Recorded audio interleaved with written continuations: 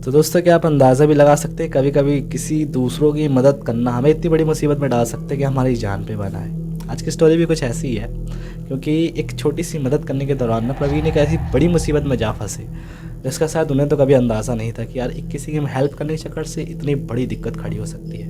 तो let's start the story.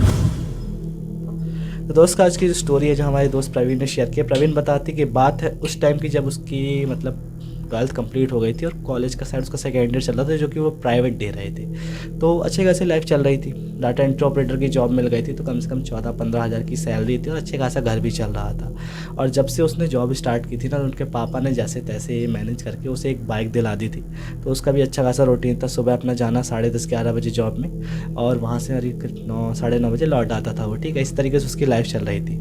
इसी दौरान क्या हुआ ना, एक दिन की वो जिस हाईवे से होता हुआ आता था ना, उस हाईवे पे उसे एक बूढ़ा खड़ा हुआ दिखाई देता है, जो कि उसे लगा कि यार शायद बस का वेट कर रहा है। तो उसने पता नहीं क्या अंदर से जगा कि उसने सोचा कि पूछ लेता हूँ कि कहाँ जा रहे, तो शायद ड्रॉप कर दो और उसी रास्ते पे जा रहा हूँ। तो उसने दादाजी के पास ऐसे बाइक लगाई और पूछा, दादाजी आगे तक जा रहे हैं क्या, छोड़ दूँ मैं? तो यार वो दादाजी थे, वो बहुत अजीब तरीके से देख रहे थे कि मतलब जैसे कि वो मतलब उन्हें मतलब ऐसा लग रहा था कि जैसे ये देख क्यों पा रहा है मुझे, ऐसा लग रहा था कि ये देख पा रहा है मुझे, इस तरीके से हैरान होकर देख रहे थे। तो उसे भी अजीब लगा कि यार ये दादाजी अजीब तरीके से घूर रहे हैं, मैं हेल्प के लिए पूछ रहा हूँ। फिर उसने दोबारा से हाथ किया, बोला, दादाजी मैं छोड़ दूँ आगे तक, कहाँ जा रहे हैं? तो दादाजी ने बोला कि बेटा मुझे आगे तक जाना है, मैं काफ़ी टाइम से यहाँ पे खड़ा हूँ, मेरे को मतलब छोड़ दो ये घर तक। तो वो जो थे मतलब प्रवीण बोलते, चलो ठीक है दादाजी आप बैठ जाओ, मैं छोड़ देता हूँ, आप बता देना कहाँ तक छोड़ना है आपको। तो वहाँ से करीब 1-1.5-2 किलोमीटर ही चले होंगे कि वहाँ पे एक हाईवे से होते हुए ना एक ऐसे मोहल्ले को एक वो रास्ता गई थी। तो वहाँ पे आगे जाकर उसने घर के पास उन्हें छोड़ दिया और वहाँ से छोड़ने के बाद वो भी अपना घर आ गया। तो कोई प्रॉब्लम नहीं हुई यार, सब कुछ नॉर्मल ही था। उसके बाद से क्या हुआ ना कि वो जो बूढ़ा था वो डेली टकराने लगा वहीं पे उसी हाईवे पे जहाँ पे एक दिन खड़ा दिखा था। तो उसने कुछ नहीं सोचा, उसने फिर उसे मतलब बूढ़े को बैठाया, अपने दादाजी को जो भी थे, फिर से उन्हें उसी एड्रेस पे छोड़ दिया। ऐसे करते करते करीब 5 से 6 दिन बीत गए। तो यार 5 से 6 दिन हुए, उसके बाद एक दिन जब वहाँ से वो लौट रहा था ना मतलब ऑफिस अपने, तो वहाँ पे वो बूढ़ा उसने नहीं दिखा यार, प्रवीण को बूढ़ा नहीं नज़र आया। तो उसने सोचा कि यार क्या हो गया यार, दादाजी डेली तो दिखते थे, आज क्या हो गया? तो उसे कहीं ना कहीं मतलब जब वहाँ से वो गुज़र रहा था ना, मतलब जिस रास्ते से वो घर आता था ना उसी के बीच में उनका घर पड़ता था एक रास्ता से होते हुए। तो उसने सोचा 2 मिनट पूछ लूँ क्या यार, मतलब हाल चाल देख लेते हैं। हालांकि 5-6 दिन 7 दिन हो गए थे छोड़ते, तो सोचता कि पूछ लेता हूँ कि ठीक तो है ना। तो आखिरकार उसने थोड़ा अंदर को बाइक डाल ही दी और उसी घर के सामने खड़ा हुआ जहाँ पे वो उन्हें छोड़ता था। तो ऐसे ठकठकाया ऐसे और पूछा कि मतलब सामने से एक आंटी निकली, तो पूछा कि दादाजी को मैं छोड़ता था डेली, वो दादाजी आज मेरे को दिखे नहीं है, सब ठीक है ना? तो वो आंटी तो पहले बहुत ज़्यादा हैरान थी यार, उन्हें लग रहा था ये किसकी बात कर रहा है, उन्हें लगा किसी कोई वहम तो नहीं हो रहा, किसी और दादाजी के चक्कर में तो यहाँ नहीं आ गया। तो उन्होंने कुछ बोला नहीं, उसे अंदर बुलाया और ऐसे एक दीवार पे फ़ोटो लगी हुई थी जिसमें माला चढ़ी थी। तो उसे फ़ोटो को दिखाकर बोला कि तुम इन्हीं की बात कर रहे हो ना? तो प्रवीण की हालत ख़राब हो गई यार, उसे विश्वास नहीं हुआ कि जिस बूढ़े दादाजी को वो छोड़ रहा था ना करीब 6-7 दिन से, उसकी ही फ़ोटो लगी थी। ठीक है, और वो फ़ोटो अभी की आज की नहीं थी। तो उसने पूछा कि ये कब हुआ? तो उन्होंने बताया कि एक एक्सीडेंट के थ्रू ना इनकी करीब 20 से 25 दिन पहले ही उस हाईवे में मौत हो चुकी है। यार इसकी हालत ख़राब अब कि यार जब इसकी मौत 20 से 25 दिन या 15 दिन पहले अगर हो चुकी है, तो पिछले 1 हफ्ते से मैं किसको यहाँ तक छोड़ के जाता हूँ यार? क्योंकि यार उसे भी अजीब लगता था कि जब वो मतलब वहाँ पे छोड़ने आता था ना, तो उस मोहल्ले के जो जिस रास्ते से वो आता था, तो जब वो ऐसे बोलता था ठीक है दादाजी मैं जा रहा हूँ, तो काफ़ी लोग उसको बहुत वियर्ड तरीके से देखते थे।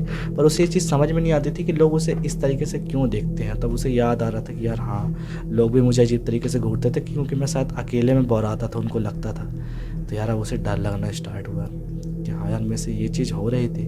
और उसे लगा कि चलो ठीक है, अब नहीं दिख रहा है वो दादाजी तो कोई अच्छी बात नहीं, जो भी चीज़ रही हो वो उसे इग्नोर कर देता कि चलो अब वैसे सब तो ठीक है ना, कोई दिक्कत तो है नहीं। पर ये उसका वहम था, ये तो केवल उसे एक इशारा था कि आने वाली मुसीबत जो उसके ऊपर आने वाली थी।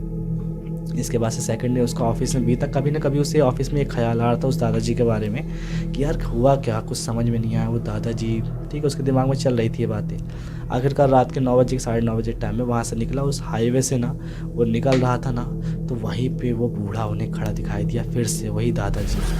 अब यार उसको इतना तो पता था कि ये बूढ़ा जो है मर चुका है, ये जिंदा नहीं है। तो अब उसने उसे बैठाने की गलती तो नहीं की दोबारा बाइक में कि दादाजी बैठिए, सर उसे ना वो इग्नोर करके थोड़ा आगे साइड को निकल गया बाइक लेके, ठीक है। और जब उसने पलट के देखा, वो जो बूढ़ा जो मतलब ऐसे खड़ा हुआ था ना, जिसके मतलब चलने की भी ढंग से हालत नहीं रही होगी, वो बूढ़ा अपने हाथ और पैरों के बल पे जैसे कोई जानवर दौड़ता है ना, इस तरीके से दौड़ते उसका बाइक का पीछा कर रहा था। उसकी फटी में आ गई भाई, उसे लगा कि यार आज गया मैं, आज नहीं बचने वाला। उसने जितना तेज़ हो सका ना एक्सीलेटर घुमाया है, 5वें गियर में अपनी बाइक डाली और जीत सीधा बिल्कुल हाईवे पे ऐसे दौड़ाया है कि यार उसके पीछे उसकी मौत पड़ गई हो।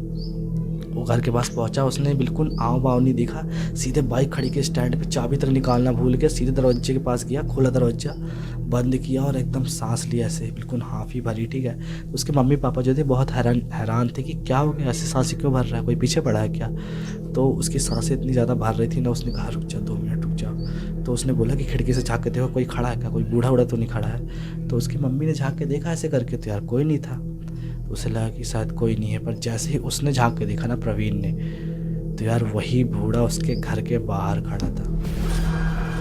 अब उस बूढ़े को घर के बाहर देख के उसके रोंगटे खड़े हो गए यार कि अब क्या होगा पता नहीं। उसने बिन बुलाए मुसीबत के तरीके से दावत दे दिया था। उसके बाद से मम्मी को अपने बहुत समझाते कि मम्मी जो बूढ़ा खड़ा है ना, ये जो मतलब बाहर दरवाजे के अपने, ये बूढ़ा मर चुका है। मैं इसे 1 हफ्ते तक अपनी बाइक से छोड़ के आया उसके घर तक। उसके घर वाले जब मैं पहुंचा घर में तो बताते कि ये 20 दिन पहले मर चुका है। उसकी मम्मी को पहली बात तो कोई दिखाई नहीं दे रहा था यार, पर इतना तो था कि इतना बड़ा लड़का ऐसे मतलब इतना डरा हुआ है, मजाक तो करेगा नहीं, और मजाक करेगा भी तो 2 से 5 मिनट उसके बाद ये सब नाटक थोड़ा करेगा। तो उसके मम्मी पापा ने इस बात को थोड़ा सा सीरियस लिया, ठीक है। उनके पहचान के एक पंडित थे, उन्हें लग रहा था कि यार कोई मुसीबत ना आ जाए, तो उन्होंने बिना देरी के, उनके पहचान के एक पंडित थे, उन्हें बुलाया, ठीक है, घर पे। तो वो जो पंडित जी थे ना, हालांकि उन्हें तो वो बूढ़ा नहीं दिखाई दे रहा था, ठीक है, जो भी था। पर जैसे वो पंडित जी घर के बाहर पहुंचते हैं ना, तो वो एक मतलब एक दिशा की ओर जहाँ पे मतलब वो प्रवीण घूर रहा था ना, वहीं पे वो जो पंडित जी थे वो भी घूरते हुए जाते, क्योंकि उन्हें वो नज़र आ रहा था वो बूढ़ा, ठीक है। तो वो पंडित जी अंदर आते हैं और मतलब बोलते हैं कि क्या दिक्कत हुई है। तो प्रवीण जो था एकदम हड़बड़ा के बोलने लगता है कि पंडित जी वो पीछे पड़ गया, वो बूढ़ा मुझे मारना चाहता है, पता नहीं क्यों मेरे पीछे पड़ा है। इसे मैं मतलब जाने अनजाने मेरे को लगा कोई इंसान है, तो इसे मैं इसके घर तक छोड़ने जाता था। वो घर में जाने के बाद पता चला कि इसकी 20 दिन पहले मौत हो चुकी है, मेरे पीछे पड़ गया, मेरे को मार डालेगा। मतलब बहुत ज़्यादा डरा हुआ था प्रवीण। तो उसे बोलते हैं शांत हो जा तू, पहले चुप हो जा, हो जाता है, कोई नहीं, कभी कभी गलतियाँ अपन से हो ही जाती हैं, क्योंकि वैसे भी इन लोगों को पहचान पाना बिल्कुल नामुमकिन सा होता है जब ये लोग ऐसे किसी के सामने आते हैं। तो उन्होंने बोला कोई नहीं। उन्होंने कुछ नींबू वीबू मंगाया, ठीक है, सिंदूर मंगाए, करीब 8 से 10 नींबू लिए होंगे। और घर के बाहर मतलब उस नींबू को निचोड़ते हुए ना सिंदूर डाल के कुछ ऐसे पूरे घर का एक ऐसा घेरा लगाया मंत्र पढ़ते हुए। और उसके बाद जिस साइड पे वो बूढ़ा उन्हें दिखाई दे रहा था, नींबू से कुछ मंत्र पढ़ के ऐसे फेंका है ना वहाँ पे, बहुत तेज़ तरीके, जैसे किसी को पत्थर नहीं मारते इस तरीके से फेंका है कि उसके विधि ना 1 सेकेंड के अंदर वो बूढ़ा वहाँ से गायब हो गया। 1 सेकेंड के अंदर प्रवीण को ही दिखाई दिया कि जैसे उन्हें नींबू फेंक के मारा है ना, वो बूढ़ा वहाँ से गायब। तो यार कम से कम उसे वहाँ से ना देख के ना प्रवीण को थोड़ी सी सांस में सांस आई कि चलो यार कम से कम बूढ़ा गया। तो उसके बाद प्रवीण ने पूछा कि यार क्या गलती थी मेरी। तो बोले बेटा देखो तुम्हारी कोई गलती नहीं है, ये हवा बलाएं ये ऐसी ही होती हैं कि जो मतलब कुछ ऐसे किसी के नक्षत्र और किसी ग्रहण होते हैं ना कि केवल उन्हीं को दिखाई देती हैं, बाकी सबको नहीं दिखाई देती, ठीक है। कुछ ऐसे मतलब किसी ग्रह नक्षत्र होते हैं, तुम्हारे भी कुछ ऐसे संयोग रहा होगा, इस वजह से तुमको दिखाई देगा और जाने अनजाने तुम इनके मतलब फंस गए इस चीज़ में, ठीक है। पर तुम्हें कोई नुकसान नहीं पहुंचाना चाहता था, इस एंटिटी को शायद तुम थोड़ा अच्छे लगे, ठीक है, अच्छे नेचर के, इस वजह से तुम्हारा पीछा करते हुए घर तक आ गए। और शायद तुमने जो इसे छोड़ने की आदत डाल दी थी ना, इस वजह से तुमने इसे एक दिन इग्नोर करके ऐसे आगे वो गाड़ी बढ़ा ली, इस वजह से तुम्हारे पीछे पीछे घर तक आ गया था। इससे बड़ी कोई बात नहीं है। तो यार प्रवीण ने इतना तो सबक सीख लिया इसके बाद कि यार जाने अनजाने में ही किसी की मदद करो ना, थोड़ा सोच समझ के करो यार, क्योंकि नहीं पता होता कि ज़िंदगी में कब इन चीज़ों से सामना हो जाए। तो आज की स्टोरी तुम लोगों को अच्छी लगी हो तो लाइक कर देना वीडियो को और चैनल को सब्सक्राइब कर लेना, क्योंकि डेली ऐसी वीडियोस आती हैं और स्टोरी भी। तो मिलते हैं नेक्स्ट वीडियो में, तब तक के लिए टाटा बाय बाय, जय श्री राम।